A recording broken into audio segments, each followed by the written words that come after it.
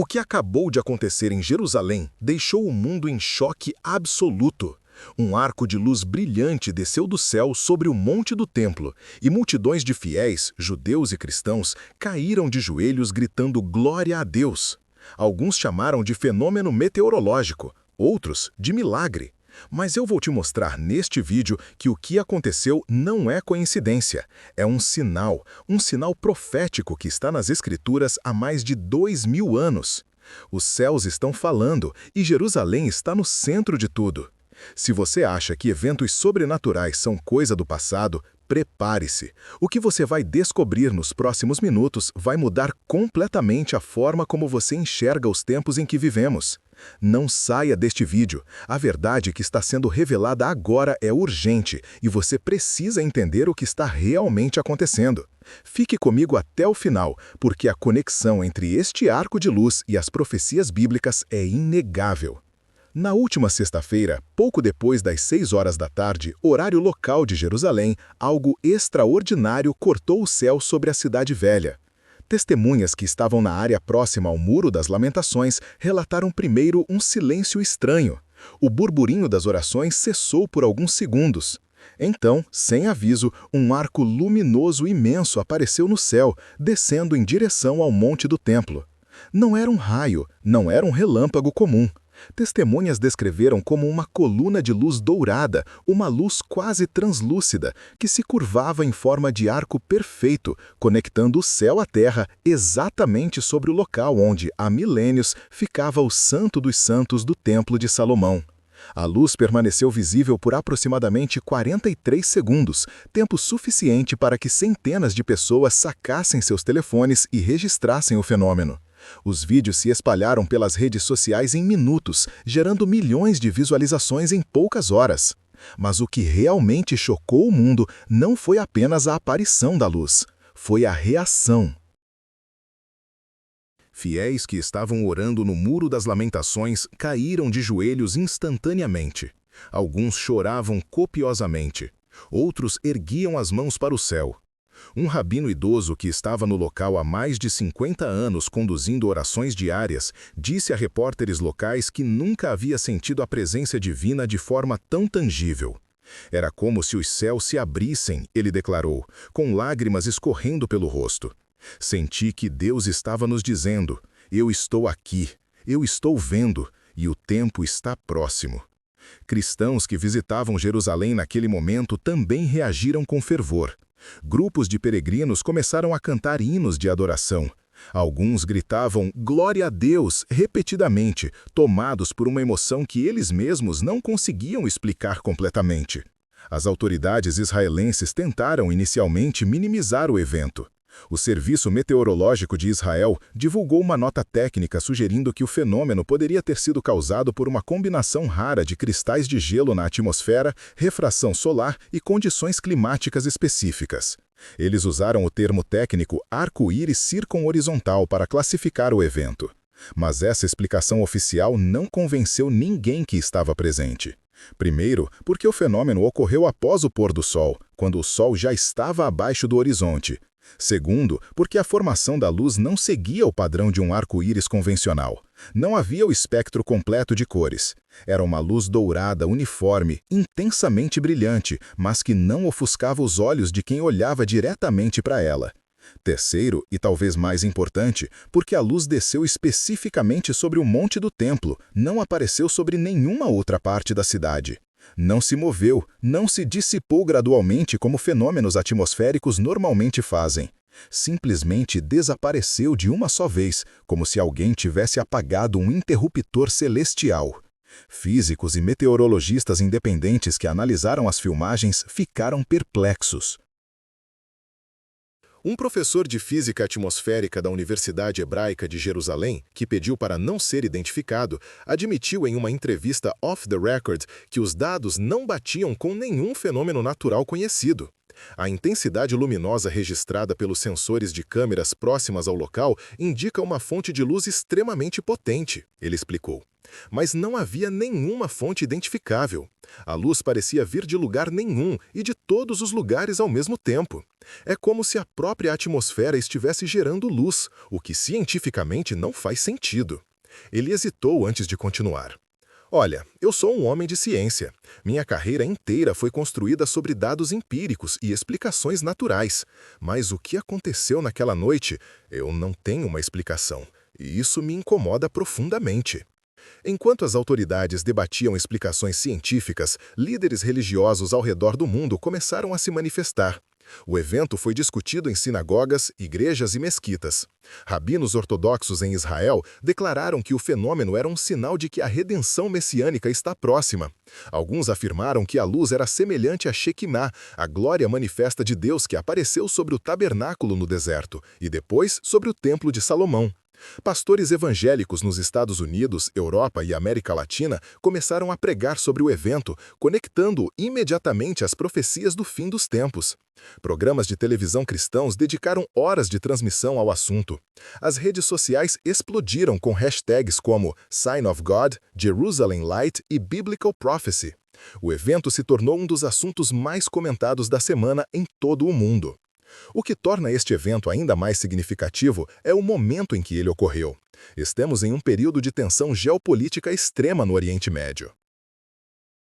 As negociações para a reconstrução do Terceiro Templo ganharam força nos últimos meses, com grupos religiosos judaicos pressionando o governo israelense a permitir a construção no Monte do Templo. Isso, obviamente, gerou protestos massivos de líderes muçulmanos, já que o local também abriga a Mesquita de Al-Aqsa e o Domo da Rocha, dois dos lugares mais sagrados do Islã. A situação é uma bomba relógio política e religiosa. E é exatamente neste contexto explosivo que um arco de luz desce sobre o exato local onde o templo deveria ser reconstruído. Coincidência? Acaso? Ou um sinal profético deliberado? Agora, deixe-me levar você das notícias atuais para as páginas da Bíblia Sagrada, porque o que você acabou de ouvir não é novo, isso já foi predito. Há mais de 2.500 anos, profetas hebreus falaram sobre sinais nos céus sobre Jerusalém nos últimos dias. Vamos começar com o livro do profeta Zacarias, capítulo 14, versículo 4. Naquele dia estarão os seus pés sobre o Monte das Oliveiras, que está defronte de Jerusalém para o Oriente. E o Monte das Oliveiras será fendido pelo meio, para o Oriente e para o Ocidente, formando um vale muito grande, e metade do monte se apartará para o norte e a outra metade para o sul. Este versículo fala da segunda vinda do Messias. E embora a profecia descreva eventos físicos que ainda estão por vir, ela estabelece Jerusalém, e especificamente a área do templo, como o epicentro da atividade divina nos últimos dias. Mas há mais. Zacarias, capítulo 2, versículo 5, traz uma promessa poderosa. Pois eu, diz o Senhor, serei para ela um muro de fogo ao redor, e eu serei a glória no meio dela. Um muro de fogo, glória no meio dela. Agora pense comigo. O que testemunhas descreveram na semana passada? Uma luz gloriosa, dourada, descendo sobre o centro de Jerusalém, sobre o monte do templo. A palavra hebraica para glória aqui é kavod, que significa peso, honra, a presença manifesta e visível de Deus. É a mesma palavra usada em Êxodo capítulo 40, versículo 34, quando a glória do Senhor encheu o tabernáculo de tal forma que nem mesmo Moisés conseguia entrar. É a mesma glória que desceu sobre o Templo de Salomão, em 1 de Reis capítulo 8, quando a nuvem da presença de Deus era tão densa que os sacerdotes não conseguiam ficar de pé para ministrar. A Bíblia está cheia de descrições de manifestações luminosas da presença de Deus. No Antigo Testamento, Deus guiou os israelitas pelo deserto usando uma coluna de fogo durante a noite. Quando Deus falou com Moisés no Monte Sinai, o monte inteiro estava envolto em fogo e fumaça. Quando Elias desafiou os profetas de Baal no Monte Carmelo, fogo desceu do céu e consumiu o sacrifício. Quando Deus quis mostrar sua aprovação, sua presença, seu poder, ele usou manifestações de luz e fogo. Portanto, quando vemos um arco de luz descendo sobre o monte do templo em Jerusalém, não estamos vendo algo sem precedentes bíblicos. Estamos vendo um padrão que se repete ao longo de toda a história da redenção. Agora vamos ao Novo Testamento. Jesus Cristo, em Mateus capítulo 24, versículo 30, profetizou sobre sua segunda vinda. Então aparecerá no céu o sinal do Filho do Homem. Todos os povos da terra se lamentarão e verão o Filho do Homem vindo sobre as nuvens do céu com poder e grande glória. Um sinal no céu. Sobre onde? Sobre Jerusalém, porque é para Jerusalém que Jesus retornará. Atos capítulo 1, versículo 11, confirma isso quando os anjos dizem aos discípulos: Esse Jesus que dentre vós foi assunto ao céu, virá do modo como viste subir. Jesus subiu ao céu do Monte das Olivas, do lado de fora de Jerusalém. Ele retornará ao mesmo lugar. E antes de sua volta haverá sinais. Sinais nos céus, sinais sobre a terra e, especificamente, sinais sobre Jerusalém. O Apocalipse de João adiciona ainda mais camadas a essa revelação. Apocalipse capítulo 11, versículo 19 diz: Abriu-se então o santuário de Deus, que se acha no céu, e foi vista a arca da sua aliança no seu santuário. E sobrevieram relâmpagos, vozes, trovões, terremoto e grande saraivada. O santuário celestial se abrindo, manifestações luminosas, trovões, eventos sobrenaturais visíveis. João está descrevendo os sinais que precederão a consumação final do plano de Deus. E onde tudo isso se concentra? Em Jerusalém. O Apocalipse inteiro gira em torno de Jerusalém, do templo, do povo de Israel e das nações que se ajuntam contra a Cidade Santa nos últimos dias. Agora, aqui está a pergunta que você precisa fazer. Estamos vendo o cumprimento inicial dessas profecias? O arco de luz sobre o monte do templo é um prenúncio do sinal do Filho do Homem que Jesus mencionou? Eu não estou dizendo que este evento específico é o cumprimento final, mas estou dizendo que é um sinal, é um aviso. É Deus chamando a atenção do mundo para Jerusalém e dizendo: prestem atenção, o relógio profético está avançando, os eventos finais estão se aproximando. E se você conhece as Escrituras, você sabe que Deus nunca faz nada sem antes avisar. Amós capítulo 3, versículo 7 declara: Certamente, o Senhor Deus não fará coisa alguma, sem primeiro revelar o seu segredo aos seus servos, os profetas. Deixe-me ser ainda mais específico sobre a conexão profética. O profeta Joel, capítulo 2, versículos 30 e 31, declara: Mostrarei prodígios no céu e na terra, sangue, fogo e colunas de fumaça. O sol se converterá em trevas e a lua em sangue, antes que venha o grande e terrível dia do Senhor. Prodígios no céu, manifestações sobrenaturais antes do dia do Senhor. Este versículo foi parcialmente citado pelo apóstolo Pedro no dia de Pentecostes, em Atos capítulo 2, indicando que essas profecias têm múltiplos cumprimentos ao longo da história. Mas o cumprimento final, o grande e terrível dia do Senhor, ainda está por vir. E antes desse dia, haverá sinais inconfundíveis. Sinais que farão as pessoas pararem e perguntarem: o que está acontecendo? Por que o céu está se manifestando dessa forma? Aqui está algo que muitos não percebem. A Bíblia ensina que, nos últimos dias, haverá um aumento na frequência e intensidade de eventos sobrenaturais. Não apenas desastres naturais, guerras e rumores de guerras, como Jesus mencionou em Mateus 24, mas também manifestações celestiais. Lucas capítulo 21, versículos 25 e 26, adiciona detalhes importantes. Haverá sinais no sol, na lua e nas estrelas. Sobre a terra, angústia entre as nações em perplexidade por causa do bramido do mar e das ondas. Haverá homens que desmaiarão de terror e pela expectativa das coisas que sobrevirão ao mundo, pois os poderes dos céus serão abalados. Os poderes dos céus serão abalados. O que significa isso? Significa que a própria ordem natural será perturbada.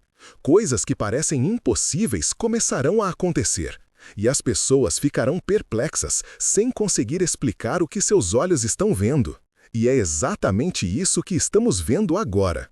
Um arco de luz que a ciência não consegue explicar adequadamente.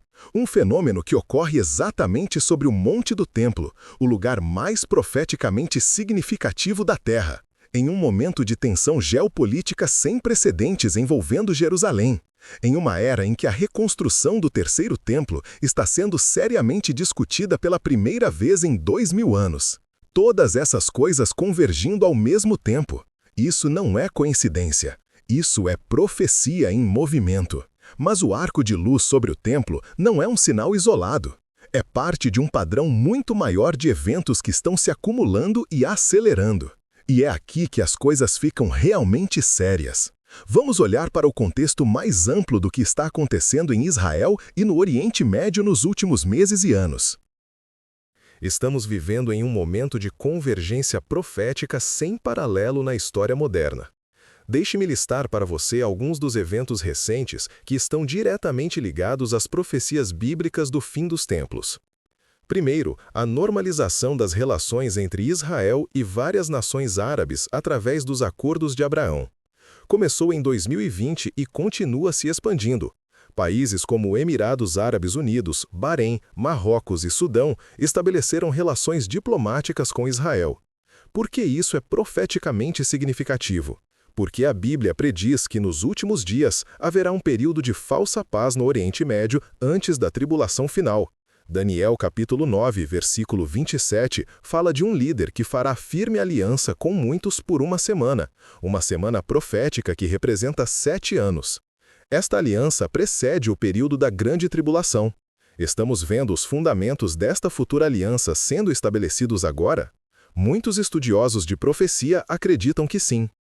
Segundo, a descoberta de reservas massivas de petróleo e gás natural em Israel nos últimos 15 anos.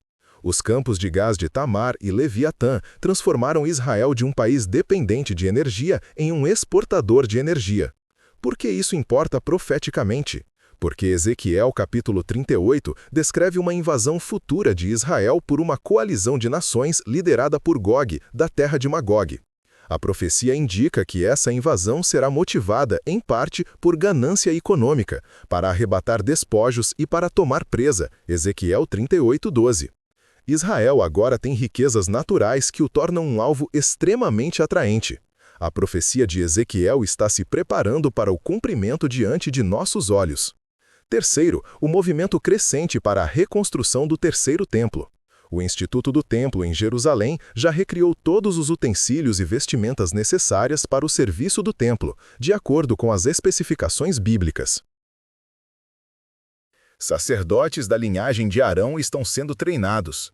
Novilhas vermelhas, necessárias para a purificação cerimonial, foram criadas e estão prontas. Projetos arquitetônicos para o Terceiro Templo estão completos. Tudo o que falta é a permissão política e a remoção dos obstáculos no Monte do Templo. Por que isso é crucial profeticamente? Porque a Bíblia é clara de que haverá um templo funcionando em Jerusalém durante a tribulação. Daniel capítulo 9, Mateus 24, 2 Tessalonicenses capítulo 2 e Apocalipse capítulo 11, todos fazem referência ao templo nos últimos dias. Por 2000 anos, isso parecia impossível. Agora, pela primeira vez desde 70 d.C., é não apenas possível, mas iminente. Quarto, a ascensão de movimentos políticos e religiosos na Europa que estão pavimentando o caminho para uma eventual união política mais forte. Alguns argumentam que isso pode levar ao renascimento de algo parecido com o Império Romano. Por que isso importa? Porque Daniel capítulo 2 e capítulo 7 profetizam sobre 4 grandes impérios mundiais, sendo o quarto o Império Romano, que seria revivido em uma forma modificada nos últimos dias. Apocalipse capítulo 13 fala de uma besta com 10 chifres, interpretada por muitos como uma confederação de 10 nações ou regiões. A União Europeia, com sua complexa estrutura de nações, sua moeda única e suas crescentes ambições políticas, é vista por muitos estudiosos como o possível cumprimento dessas profecias. Quinto, o aumento dramático de sinais celestiais nos últimos anos. Luas de sangue durante festas judaicas importantes, uma tétrade de eclipses lunares totais em 2014 e 2015, caindo exatamente nas datas da Páscoa e da Festa dos Tabernáculos. Cometas brilhantes, auroras boreais aparecendo em lugares incomuns, eventos astronômicos raros. Jesus disse em Lucas 21:25, Haverá sinais no Sol, na Lua e nas estrelas, e estamos vendo exatamente isso. O céu está falando. Sexto, terremotos em lugares diversos com frequência e intensidade crescentes. O United States Geological Survey documenta que o número de terremotos significativos, magnitude 6 ou superior, tem aumentado nas últimas décadas. Jesus listou terremotos como um dos sinais do fim em Mateus 24:7. E não estamos falando apenas de terremotos. Estamos falando de toda a criação parecendo gemer, como Paulo descreve em Romanos 8:22. Porque sabemos que toda a criação, a um só tempo, geme e suporta angústias até agora. Furacões mais fortes, incêndios florestais devastadores, inundações catastróficas, secas prolongadas. A própria Terra está mostrando sinais de estresse extremo. Sétimo, o avanço tecnológico que torna possível o cumprimento de profecias que antes pareciam impossíveis. Como o anticristo poderia controlar toda a economia global, fazendo com que ninguém possa comprar ou vender sem sua marca, como descrito em Apocalipse 13:17? 2000 anos atrás, isso seria impossível. Hoje, com moedas digitais, identificação biométrica, inteligência artificial e sistemas de vigilância global, é perfeitamente viável. Como o mundo inteiro poderia ver os 2 profetas mortos em Jerusalém, como descrito em Apocalipse 11:9? 2000 anos atrás, impossível. Hoje, com transmissão ao vivo pela internet, qualquer pessoa no planeta pode assistir eventos em Jerusalém em tempo real. A tecnologia moderna está removendo todas as barreiras para o cumprimento literal das profecias bíblicas. Oitavo, o surgimento de Israel como nação em 1948 depois de 2000 anos de dispersão. Esta é talvez a profecia cumprida mais óbvia e milagrosa da história moderna. Ezequiel 37 descreve Israel ressuscitando dos ossos secos, voltando à vida como nação. Isaías 66:8 pergunta: nasceria uma nação de uma só vez? E a resposta é sim. Em 14 de maio de 1948, Israel declarou independência e se tornou uma nação reconhecida. E desde então, em cada guerra que lutaram contra nações muito maiores e mais numerosas, Israel prevaleceu. A própria existência de Israel no mapa é um sinal profético. Nono, a reunião de judeus de todas as partes do mundo de volta à terra prometida. Isaías 43:5 e 6 promete: trarei a tua descendência desde o Oriente e te ajuntarei desde o Ocidente. Direi ao norte, entrega, e ao sul, não retenhas. Trazei meus filhos de longe e minhas filhas das extremidades da terra. Isso está acontecendo agora. Judeus da Rússia, da Etiópia, da América do Sul, da Europa, da Índia, de literalmente todos os continentes, têm retornado a Israel. É uma das maiores migrações da história humana e está acontecendo exatamente como a Bíblia predissesse. E décimo, a hostilidade global crescente contra Israel e especificamente contra Jerusalém. Zacarias 12:3 declara: naquele dia farei de Jerusalém uma pedra pesada para todos os povos. Todos os que a erguerem se ferirão gravemente, e contra ela se ajuntarão todas as nações da terra. Olhe para as Nações Unidas. Mais resoluções foram aprovadas contra Israel do que contra qualquer outra nação na Terra, incluindo ditaduras brutais e regimes que cometem genocídio. Por que o mundo está tão obcecado com uma pequena nação do tamanho de Nova Jersey?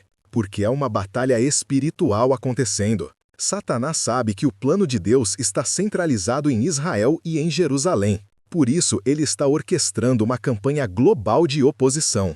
Agora, coloque tudo isso junto. Israel existe como nação pela primeira vez em 2000 anos. Jerusalém está sob controle judaico pela primeira vez desde 70 depois de Cristo. O terceiro templo pode ser construído a qualquer momento. Israel tem riquezas naturais que o tornam um alvo para a invasão. Alianças de paz estão sendo formadas. A tecnologia permite o cumprimento de profecias antes impossíveis. Eventos naturais e celestiais estão aumentando em frequência e intensidade. E no meio de tudo isso, um arco de luz desce sobre o monte do templo, enquanto fiéis gritam glória a Deus. Você realmente acha que isso é tudo coincidência? A Bíblia usa a analogia de dores de parto para descrever os últimos dias. Jesus disse em Mateus 24:8: "Todas estas coisas são o princípio das dores." Quando uma mulher está em trabalho de parto, as contrações começam espaçadas e suaves. Mas à medida que o momento do nascimento se aproxima, as contrações ficam mais frequentes, mais intensas e mais dolorosas. É exatamente isso que estamos vendo no mundo hoje. Os sinais proféticos estão se acelerando. Eventos que costumavam acontecer com décadas de intervalo, agora acontecem com meses ou semanas de diferença. As contrações estão ficando mais próximas. O nascimento da nova era está se aproximando. E Jerusalém está no centro de tudo. Sempre foi, sempre será. Zacarias capítulo 8, versículo 3 diz: "Assim diz o Senhor: voltarei para Sião e habitarei no meio de Jerusalém. Jerusalém chamar-se-á Cidade da Verdade, e o monte do Senhor dos Exércitos, Monte Santo." Deus escolheu Jerusalém. Ele colocou seu nome ali, e é para lá que ele retornará. Por isso, quando vemos manifestações sobrenaturais sobre Jerusalém, sobre o monte do templo especificamente, devemos prestar atenção. Deus está sinalizando algo. Ele está chamando a atenção da humanidade de volta para o lugar que ele escolheu como epicentro do seu plano de redenção. Há também um aspecto que muitos ignoram: o significado do número 43. O arco de luz permaneceu visível por aproximadamente 43 segundos, segundo testemunhas. Na numerologia bíblica, o número 40 frequentemente representa um período de provação, teste ou preparação. Moisés passou 40 anos no deserto. Israel vagou por 40 anos. Jesus jejuou por 40 dias. O número 3 representa a completude divina e a Trindade. Será que Deus está dizendo algo através da duração precisa deste fenômeno? Estou apenas levantando a questão. Mas quando Deus faz algo, não há acasos, tudo tem significado. Pense também no momento preciso em que isso ocorreu, uma sexta-feira, pouco depois das 6 da tarde. Para os judeus, isso é o início do Shabat, o dia sagrado de descanso. É o momento mais sagrado da semana, quando as famílias se reúnem, acendem as velas do Shabat e entram em um período de paz e adoração. Foi exatamente neste momento de santidade que o arco de luz apareceu. Não foi em um dia comum, em um horário aleatório. Foi no limiar do Shabat, como se Deus estivesse dizendo: "Eu estou aqui, eu estou observando e eu sou santo." Deixe-me também conectar isso com o que está acontecendo no mundo espiritual. Paulo escreve em Efésios 6:12, porque a nossa luta não é contra o sangue e a carne, e sim contra os principados e potestades, contra os dominadores deste mundo tenebroso, contra as forças espirituais do mal nas regiões celestes. Há uma guerra espiritual acontecendo que a maioria das pessoas não vê. Mas, ocasionalmente, o véu entre o natural e o sobrenatural fica fino. Ocasionalmente, Deus permite que os humanos vejam vislumbres da realidade espiritual.